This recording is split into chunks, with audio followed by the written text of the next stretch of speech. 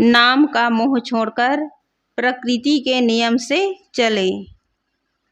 विश्वव्यापी नियम अनादि अनंत है। उसकी सहजता स्वाभाविकता अवर्णनीय है। यद्यपि यह सर्व सामान्य है, तथापि संसार के लोग इसे अपना गुलाम नहीं बना सकते। यदि राजपुत्र और सम्राट इसका पालन करे तो उनके सामने सारा संसार सिर झुकाएगा। सारी सत्ता मिलकर उसके लिए मधु बरसाएगी। लोग बिना शासन के संतुलित रहेंगे। तो लाओजे जी कहते हैं, शाश्वत ताओ की सहजता अकथनीय है। ताओ है रीत, विश्वव्यापी नियम, यूनिवर्सल इटर्नल लॉ। यह सहज है, सब में व्याप्त है। विश्वव्यापी नियम से ही अनंत विश्व ब्रह्मांड निरंतर गतिशील है। चांद, सितारे, सूर्य, पृथ्वी, ऋतुएं, नदी, झरने, समुद्र, वृक्ष, वनस्पति, पर्वत, प्राणियों की देहें सब गतिमान होकर अपना अपना काम करते हैं। निर्जीव पदार्थों के नियम, सजीव प्राणियों के नियम और सारे नियमों का समुच्चय वैदिक भाषा में रीत कहलाता है। संत लाओत्जे की भाषा में क्या कहलाता है? ताओ। वैदिक भाषा में रीत कहलाता है और लाओत्जे जी की भाषा से रीत कहलाता है, ताओ कहलाता है। और ये ताओ और रीत क्या है? नियम, विश्वव्यापी नियम। वैज्ञानिकों की भाषा में यूनिवर्सल इटर्नल लॉ कहलाता है और पारक सिद्धांत की भाषा में क्या कहलाता है? गीतू, पारक सिद्धांत की कारण कार्य की व्यवस्था या विश्वव्यापी नियम। यह सहज है, सरल ढंग से समस्त जड़ चेतन जगत में स्थित है। जो जड़ चेतन है जगत में स्थित है, सरल ढंग से स्थित है और सारा संसार इसी से चल रहा है। यह इतना सहज है कि इसमें पृथ्वी, चांद, सूर्य तथा असंख्य तारे गतिशील है, परंतु किसी से किसी का टकराव नहीं है। यह तुच्छ भौतिक शक्ति वाला मनुष्य ही अपने मिथ्या अहंकार में पड़कर जगह जगह हाथ चमकाते हुए उलझता रहता है। यद्यपि यह सहज है, तथापि इसका वर्णन कर पाना असंभव है। विश्वव्यापी नियम को सर्वथा जान पाना और कह पाना असंभव ही है। यद्यपि यह साधारण है, तथापि संसार इसे अपना दास नहीं बना सकता। ग्रंथकार कहते हैं, इवेन था इस स्मॉल। यद्यपि यह छोटा है, सूक्ष्म है, साधारण है, क्योंकि उसमें उपस्थित है, तथापि इसको कोई अपना गुलाम नहीं बना सकता। उदाहरण, आपके पेट की आंत जो है, यदि 2 रोटी आराम से पचाती है तो यही वहाँ ताओ का नियम है, यही ताओ है। और यदि आप 4 रोटी पेट में डालकर चाहे कि आंत आराम से पचा ले तो यह असंभव है। आपके पेट का ताओ आपकी मनमानी नहीं चलने देगा। ताओ छोटा, सूक्ष्म, अदृश्य है और सब कुछ उसमें हो रहा है, परंतु उसको आप अपना गुलाम बनाकर उससे मनमाना काम नहीं ले सकते, नियम में हस्तक्षेप नहीं कर सकते, और यदि करेंगे तो दुख पाएंगे। इस प्रकार जो नियम है वह हर जगह लागू होता है और जो नियम के विरुद्ध चलता है वो अपना जीवन में मनमाना व्यवहार करते हुए केवल दुख ही पाता है। इसलिए लोग व्यक्ति ईश्वर की कल्पना कर रखे हैं और पूजा प्रार्थना के बल पर उसे अपना गुलाम बनाने का मिथ्या प्रयास करते हैं। जीवन के अनुकूल घटना घटने पर उसे उसी से जोड़ लेते हैं जो कि उन्हीं के शुभ कर्मों का फल होता है, और जब वह प्रतिकूल घटना घटती है तब जो शालीन होते हैं वे मौन हो जाते हैं, और यदि अभद्र हैं तो अपने ईश्वर को गाली देते हैं। यह सब भूल भुलैया है। इस प्रकार लोग जो हैं नियम को भी अपने वश में करना चाहते हैं। लोग बाहर किसे मानते हैं? ईश्वर को मानते हैं, ईश्वर को ही अपने वश में करना चाहते हैं। लेकिन लाओत्जे जी और जो महापुरुष हुए हैं, ईश्वर किसे माने हैं? नियम को। नियम ही ईश्वर है। लेकिन लोग जो है नियम को, रीत को ईश्वर नहीं मानते, किसी कल्पित अवधारणा में भटके हुए हैं कि बाहर कोई भगवान है, कोई ईश्वर है, और उसकी नाम और मूर्ति बना करके, उसकी कल्पना करके उसका रूप खड़ा करते हैं और उसी के सामने प्रार्थना करते हैं, पूजा करते हैं और उसी के सामने वे जो है शुभ कर्मों का फल मांगते हैं। लेकिन जो भी आदमी कर्म करता है उसी के आधार पर उसे फल मिलता है। कोई ईश्वर किसी भी प्रकार का फल देने वाला नहीं है। फल देने वाला कौन है? नियम। नियम से ही आदमी को फल मिलता है। शुभ कर्म करेंगे तो सुख मिलेगा और अशुभ कर्म करेंगे तो दुख मिलेगा। लेकिन कई जगह यह भी देखने में आता है, यदि कोई आदमी जीवन में कुछ करता है और यदि सफल नहीं हुए तो भगवान को भी गाली देते हैं। यदि लगातार बारिश हो जाए तो लोग बादल को गाली देंगे, भगवान को गाली देंगे। तो इस तरह आदमी जो है नियम को समझ नहीं पाता और जीवन में कुछ प्रतिकूलताएं आ जाती है तो पूजा भी करते हैं और गाली भी देते हैं। तो इस प्रकार विश्वव्यापी नियम ईश्वर हैं। वही ताव है जिसे कोई अपनी मनमर्जी से नहीं चला सकता, किंतु उसे समझकर उसी के अनुसार चलने से सच्चा सुख है। हम प्रकृति के, शरीर के, मन के नियम समझें और उनके अनुसार चलें, इसी में ही सुख शांति है। यदि राजकुमार और सम्राट इसे इसी रूप में बचाए रखे तो सारा जगत उसके सामने नतमस्तक होगा। राज्य की सारी संपत्ति प्रजा की है, यह समझकर जब शासक उसे जनता की सेवा में लगाएगा और स्वयं सादगी और विनम्रता से रहकर प्रजा की सेवा करेगा, तब प्रजा उसके सामने नतमस्तक होगी।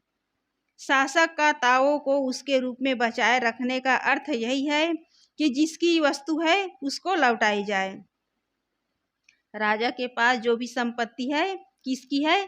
प्रजा की है, क्योंकि प्रजा जो है खेती करते हैं, पशुपालन करते हैं, अनेक प्रकार के धंधा व्यापार करते हैं और उसी के बदले में राजा जो है अपने भंडार में भरता है। किसान जो है किसानी करता है तब वो शासन के हाथ में जाता है। पहले राजे महाराजे का समय था, अब किसका समय है?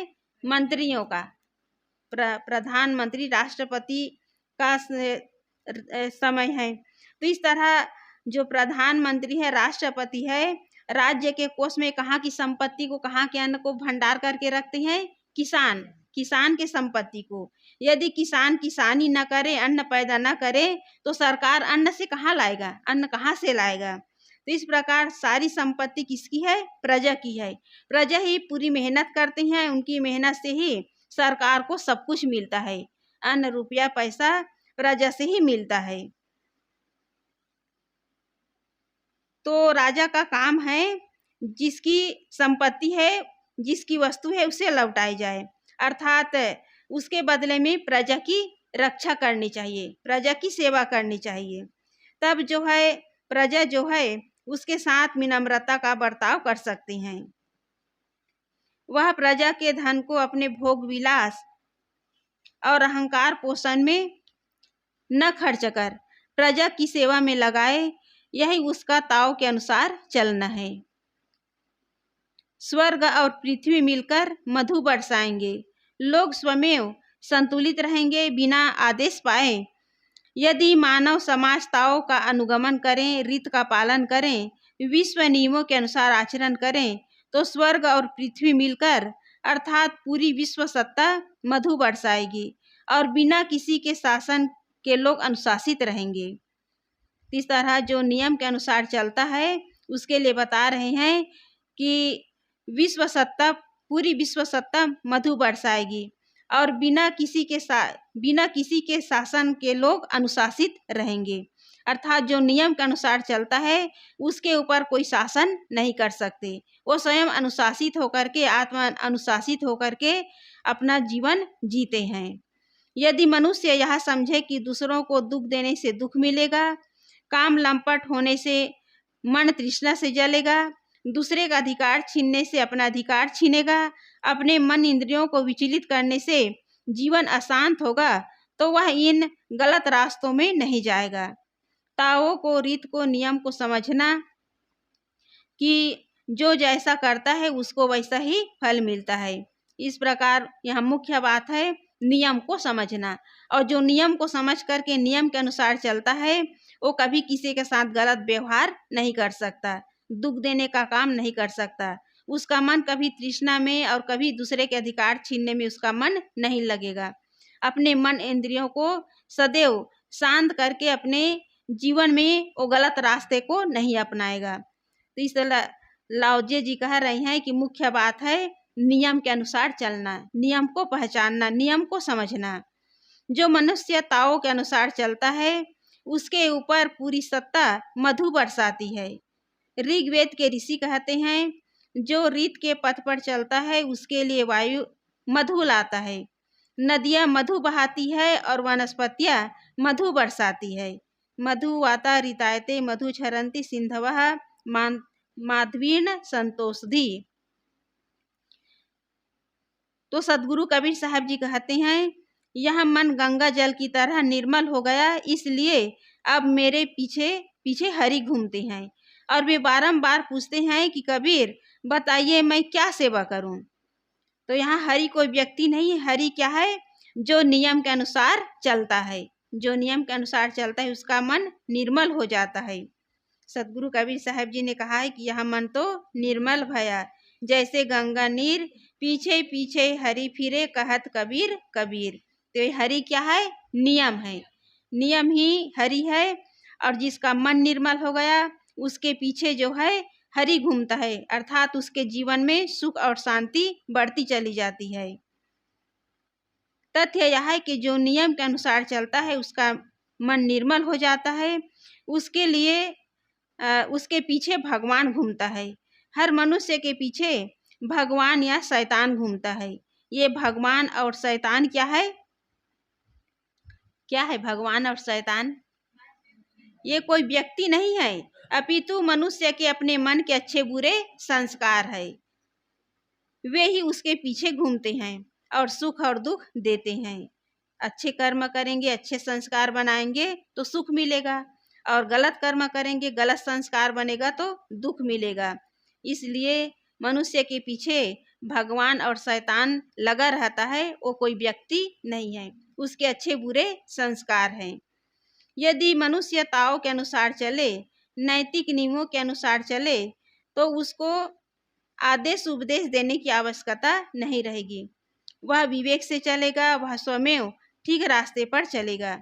यह बात सच होने पर भी ताओ को, विश्व नियम को समझना सबके लिए तुरंत सरल नहीं है। जब उन्हें समर्थ गुरु मिलेंगे और उनके उपदेश को समझेंगे तो समझते समझते समझेंगे। मनुष्य समझ करके नहीं समझता है और भटक जाता है। जो कोई निरंतर दृढ़ता से लगा रहता है धीरे धीरे समझते समझते उसमें ठहरता है।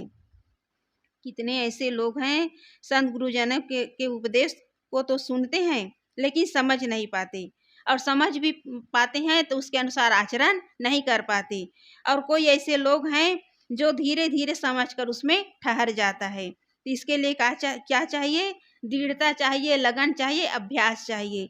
तब उस नियम में उसके गुरुजनों के जो उपदेश हैं उसमें स्थिरता आएगी। जब संसार चक्र चला तभी उसको नाम मिले। नामों की भी एक सीमा होती है और सीमा को जानकर रुकना चाहिए। जो जानता है उसे कहाँ रुकना है उसके लिए कोई खतरा नहीं।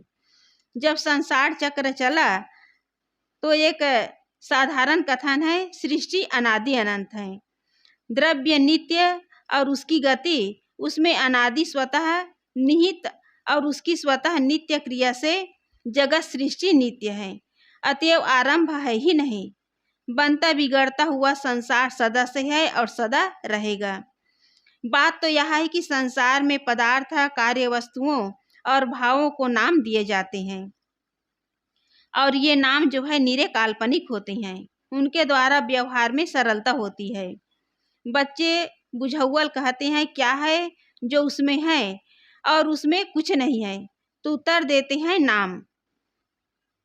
प्रायः नाम सबके रखे जाते हैं और नाम में कुछ नहीं होता, परंतु मनुष्य नाम के मोह से पीड़ित है।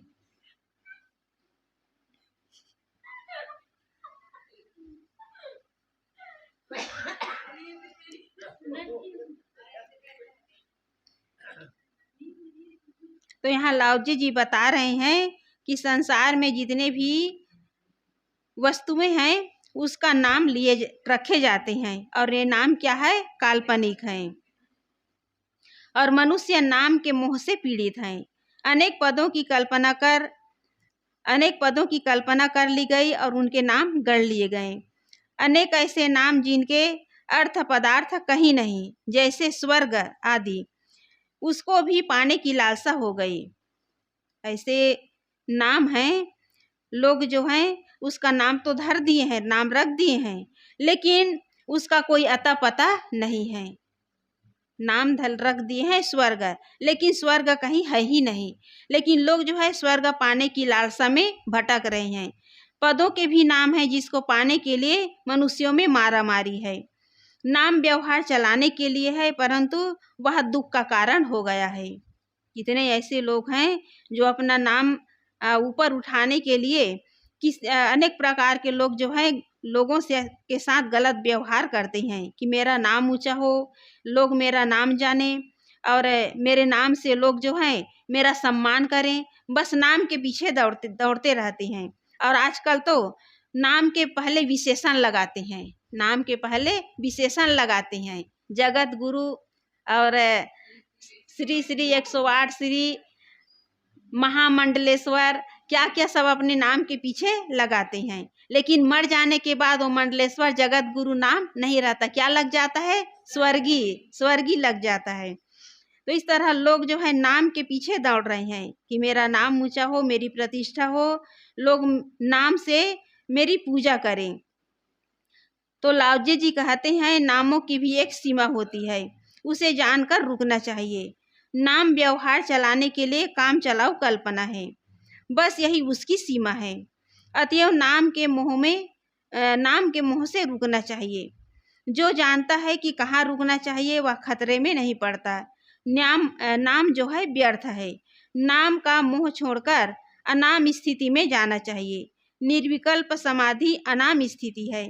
मन के व्यापार से परे स्वस्थिति नाम रूप से अतीत है, जो प्रपंच शून्य है। उसमें स्थित होने से मनुष्य सारे खतरे से पार हो जाता है।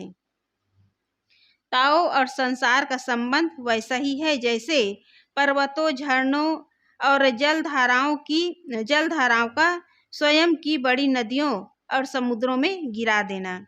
जैसे जलधाराएं नदियों और समुद्रों में गिरती है, वैसे संसार के सारे निर्मित कार्य पदार्थ क्षीण होकर अपने कार्य स्वरूप मूल प्रकृति में गिरते हैं, जिसका सार तत्व ताओ है, विश्व नियम है। तो हमें कार्य पदार्थों का, नामों का मोह है, उसे छोड़ करके इसके पीछे नहीं दौड़ना चाहिए। लेकिन लोग जो है इन्हीं के पीछे दौड़ रहे हैं, इन्हीं की मारा मारी है, परंतु वे सब क्षणभंगुर है, नाशवान है, सदा के लिए छूट जाने वाले हैं। तो जितने भी नाम रखे गए हैं ये केवल व्यवहार के लिए है, लेकिन लोग जो है नामों का मोह करके उसके पीछे दौड़ रहे हैं, इसी की मारा मारी है, जबकि ये सब छूटने वाले हैं। तो सदगुरु कबीर साहब जी ने कहा है कि साधो ये मुर्दों का गाँव, पीर मरे पैगंबर मरी है जिंदा जोगी, राजा मरी है प्रजा मरी है वैद्य और रोगी, चंदा मरी है सूरज मरी है धरणी आकाश, 14 भुवन के चौधरी मरी है इन्हू की क्या आस, नहू मरी है 10 मरी है सहस 88, 33 कोटि देवता मरी है पड़े काल की फांसी, नाम अनाम अनंत रहत हैं दूजा तत्व न होई, कहीं कबीर सुनो भाई साधो भटक मरो मत कोई। तो इस तरह संसार के लोग जो है नाम के पीछे दौड़ रहे हैं, लेकिन लाओजी जी कहते हैं नाम का मोह छोड़ करके प्रकृति के नियम से चलें, क्योंकि जो भी नाम धराए गए हैं सब काल्पनिक है, सब छूटने वाले हैं। जो नियम के अनुसार चलता है, नियम का पालन करता है, विश्व के शाश्वत नियमों को पहचान लेता है, वही अपने जीवन में कभी भी कहीं भटकता नहीं है। वो अपने जीवन में कभी किसी के साथ गलत बर्ताव नहीं करता। जो नाम के पीछे दौड़ता है वो कैसा होता है? अहंकारी होता है। अहंकार में वो आदमी जो है हमेशा टकराता रहता है, लोगों से विवाद करता रहता है। इस तरह जो नियम के अनुसार चलता है वो अपने दुख में हमेशा सुखी, अपने जीवन में हमेशा सुखी पाता है। उसके जीवन में किसी भी प्रकार का दुख नहीं रहता। बोलिए सद